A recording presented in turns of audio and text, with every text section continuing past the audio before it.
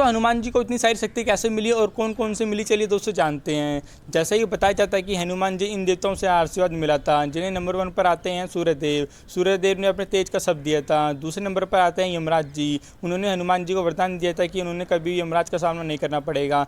Number 3 पर आते हैं कुबेर जी। कुबेर जी ने हनुमान जी को वरदान दिया था कि हनुमान जी किसी भी युद्ध में परास्त नहीं होंगे। नंबर 4 पर आते हैं शिव जी। शिव जी ने उन्हें वरदान दिया था कि उन पर कोई भी शस्त्र काम नहीं करेगा।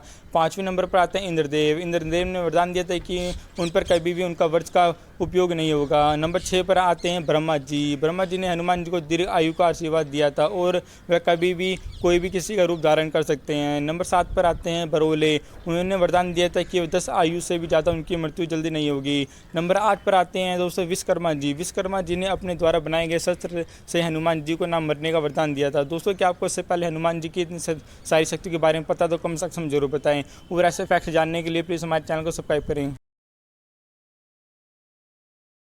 दोस्तों आखिरकार भगवान श्री कृष्ण के मित्र होते हुए भी सुदामा इतने गरीब क्यों, तो चलिए दोस्तों जानते हैं। जैसे कि बताया जाता है कि एक बार का समय था, एक गरीब ब्राह्मण वसुदेव का नाम जपकर और भिक्षा से मिले अनाज खाकर अपना गुजारा करती थी। एक बार उसे 5 दिन तक भोजन नहीं मिला था, इसलिए वह रोजाना सिर्फ पानी पीकर सो जाती थी। छठे दिन उसे दान में कुछ चने मिले और वह अगली सुबह प्रभु को भोग लगा खाने वाली थी, लेकिन रात में कुछ चोरों ने चने को सोने की मोहर समझकर चुरा लिया और उनकी आवाज़ से ब्राह्मणी जाग गई और उनका शोर सुनकर गाँव वाले उनके पीछे भागने लगे। तब चोरों ने हड़बड़ाहट में वह पोटली सांधी पानी आश्रम में छोड़ दी और उधर भूख से व्याकुल ब्राह्मण से श्राप दिया कि जो भी चने खाएगा वह दरिद्र हो जाएगा, यानी गरीब हो जाएगा। अगले दिन झाड़ू लगाते समय गुरु माता को चने की पोटली मिली। जब श्री कृष्ण और सुदामा जंगल लकड़ी लाने के लिए जा रहे थे, तब गुरु माता ने वह पोटली सुदामा को देते हुए कहा कि भूख लगने पर दोनों इसे मिल बांट कर खा लेना।